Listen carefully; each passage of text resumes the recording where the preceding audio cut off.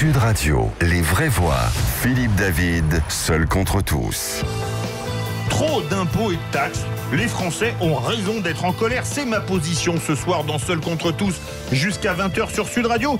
Et avec nous pour en débattre, Laurent Papy, membre de l'IREF, l'Institut de recherche économique et fiscale, Benjamin Mastemberger, journaliste économique, auteur de Inévitable protectionnisme chez Gallimard et Le pouvoir de l'argent aux presses de la Cité, Guillaume Duval, journaliste à Alternatives économiques, auteur de La France ne sera plus jamais une grande puissance, tant mieux, c'est édité à La Découverte, et Philippe Schletter, entrepreneur et dirigeant d'un cabinet de conseil, auteur de Management, le grand retour du réel chez VA Éditions. Quand même, on va changer de sens. Philippe Schletter, on va faire le tour du studio dans l'autre sens ce coup-là. Cette bronca, elle n'est pas due qu'au prix des carburants, parce que le prix des carburants, c'est à peu près le même. J'ai eu la chance d'aller en Belgique et en Allemagne il n'y a pas longtemps. C'est à 5-6 centimes près, le même prix partout en Europe de l'Ouest. C'est un ras-le-bol fiscal, c'est pas les carburants seulement. Non, je pense qu'effectivement, c'est la théorie de la goutte d'eau qui fait déborder le vase. On aurait pu, même si c'est passé relativement inaperçu, parce qu'on parle beaucoup des impôts, on pourrait parler des dépenses de l'État. Je vous rappelle qu'on a élu un président qui était censé être un président manager, proche du business, proche de l'activité économique.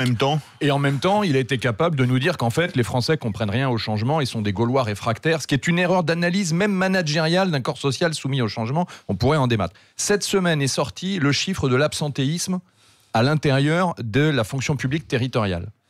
Il dit que sur 100 emplois tenus, il y en a en permanence 10 qui sont en arrêt maladie. Avec un jour de carence qui a été rajouté et qui n'a pas été réformé, qui fait qu'à l'époque où on avait supprimé le remboursement du jour de carence, on a réduit de 43% les arrêts d'un jour. Sarkozy. Et ça a été rétabli sous Hollande. Exactement. Avec Maryse Lebranchu qui était ministre de la fonction publique. Et donc les gens qui regardent ça peuvent se dire, attendez, mais pourquoi autant d'impôts si on ne touche jamais les dépenses ? Et aujourd'hui, quand on regarde les catégories qui sont, et je vais parler crûment et froidement, et je pense objectivement et sans idéologie, il y a effectivement les plus riches. Les autres catégories, c'est les néo-entrants, c'est-à-dire les migrants, et pour eux, on fait beaucoup de choses et on mobilise des moyens. Voilà aujourd'hui les deux catégories de personnes qui sont privilégiées par les mesures fiscales du macronisme. Les autres se disent, à quand mon tour ? Laurent Papy, cette bronca, c'est pas que le carburant. Le litre de super, il est à peu près le même en Belgique, et le litre de gasoil, il est à peu près au même prix en Allemagne, à très peu de choses. Bien sûr, je partage l'analyse sur le fait que c'est la goutte d'eau qui fait déborder le vase. C'est quelque chose qui. Mais c'est plutôt la goutte de carburant qui fait déborder le vase. Oui, c'est la goutte de carburant qui fait déborder le réservoir. Et je peux vous assurer qu'il y a un ras-le-bol parce que j'ai acheté un gilet jaune et je suis allé. Vous venez de l'enfiler. Oui, parce que je soutiens totalement cette révolte fiscale. Je soutiens pas les blocages, mais je soutiens cette révolte parce qu'on est sur des niveaux d'imposition qui sont considérables. Et j'ai dû faire 3 magasins pour en trouver. Il y a des ruptures de stock partout. Donc vraiment, le ras-le-bol est réel. Vous voyez, vous êtes content de payer des impôts. Vous avez payé 20% de TVA dessus. Voilà, j'ai payé 20%. Mais ça, c'est pas le plus important. Le plus important, c'est les charges. Maintenant, la question qu'on ne se pose pas, c'est si on veut baisser la dépense publique, c'est qu'il faut qu'on réforme l'État dans le sens où on doit dire quelle mission doit garder l'État, quelle mission il doit laisser au privé. Et le privé est souvent beaucoup plus efficace. Et c'est là-dessus qu'on ne débat pas. C'est là-dessus qu'il a dit on supprime la taxe d'habitation, il la remplace par une autre taxe. Il n'y a pas de réflexion sur la structure de l'État, sur qu'est-ce qu'on change. Est-ce qu'on fait comme les pays nordiques qui ont introduit de la concurrence, qui ont changé leur système de retraite en mettant une éducation partiellement privée. On n'est pas dans la même situation que les pays nordiques. On est dans une situation qui est catastrophique. Public en plus que nous. On est dans une situation qui est catastrophique dans la mesure où aujourd'hui on a un taux de chômage qui est beaucoup plus élevé que le reste de l'Europe. On est à la traîne dans le peloton européen en termes de croissance. La fiscalité nous pénalise considérablement et il faut qu'on réforme l'État structurellement. Macron, il s'était engagé là-dessus, il n'a rien fait. Les dépenses publiques sont plus importantes que sous Hollande. On doit aujourd'hui absolument trouver une solution et cette solution, elle doit passer par des réformes massives de l'État, privatisation de l'éducation, privatisation de la sécurité sociale, système de retraite par capitalisation. Laurent Papy, même si votre gilet jaune va beaucoup plaire à Karl Lagerfeld, on va faire réagir Benjamin Mastemberger. Non, je vois pas le rapport. Que les carburants. Non, c'est pas du tout. Enfin, ça va plus loin que ça. Et je voudrais dire quand même que la privatisation de l'éducation n'a rien à voir avec la mobilisation des Gilets jaunes. Il faut quand même pas tout mélanger. La mobilisation des Gilets jaunes, c'est une mobilisation qui est liée effectivement au carburant, qui est liée globalement à la fiscalité, mais qui est liée encore plus globalement à une question de pouvoir d'achat. Et si on veut aller encore plus loin, à un problème de déclassement. C'est-à-dire que ce sont des classes moyennes. Des classes moyennes qui sont tirées de plus en plus vers des classes moyennes inférieures. Voilà, c'est des classes moyennes qui sont tirées vers le bas par la mondialisation, parce qu'effectivement, elles ont perdu en grande partie, le tissu industriel a disparu, donc les emplois ont disparu. Et c'est là où je voudrais m'inscrire en faux contre les libéraux qui nous disent il faut baisser les dépenses toujours plus.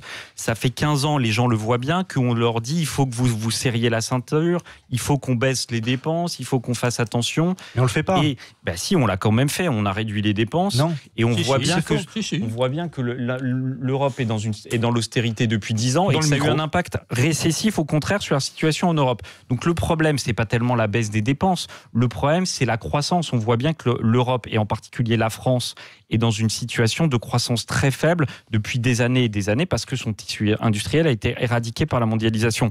Donc c'est ça le problème. Donc les libéraux qui sont à l'origine de la crise puisqu'ils nous ont vendu cette mondialisation, maintenant vous viennent nous expliquer qu'il faut encore plus baisser les dépenses alors que c'est la cause du problème.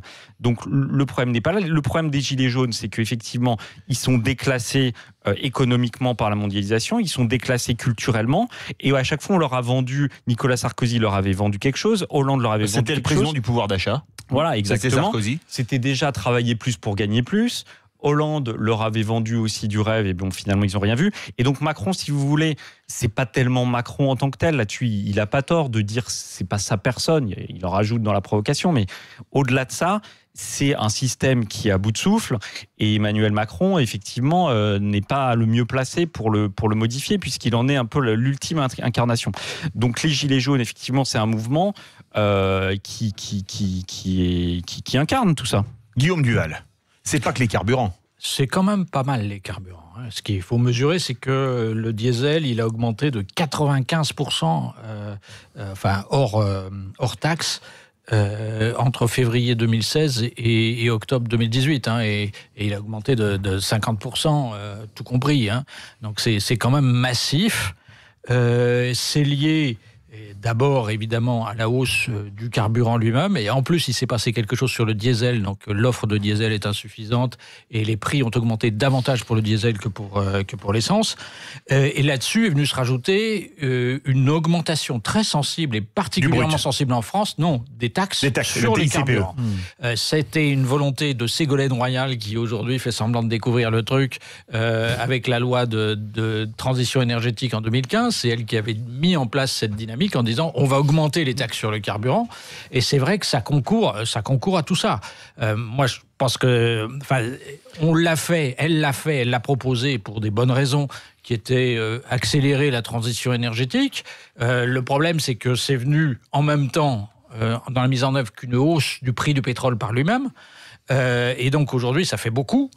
Le problème, c'est que c'est insupportable dans un contexte où on voit que les très riches, qui roulent moins que les autres et qui dépensent moins d'essence que les pauvres et les classes moyennes, s'en mettent plein la lampe et plein la poche grâce aux mesures fiscales prises par Emmanuel Macron par ailleurs.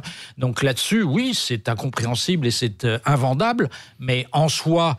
le fait d'augmenter les taxes sur les carburants dans le contexte où on est aujourd'hui, climatique, etc., oui, il faudrait le faire. Vous êtes bien sur Sud Radio, il est 19h25, où on est où, mon cher Philippe Rossi? Eh bien, toujours un score sans appel de la part de ces auditeurs de Sud Radio. 93% d'entre eux sont d'accord avec vous, Philippe David. C'est un peu moins grand leader, on se retrouve dans quelques instants.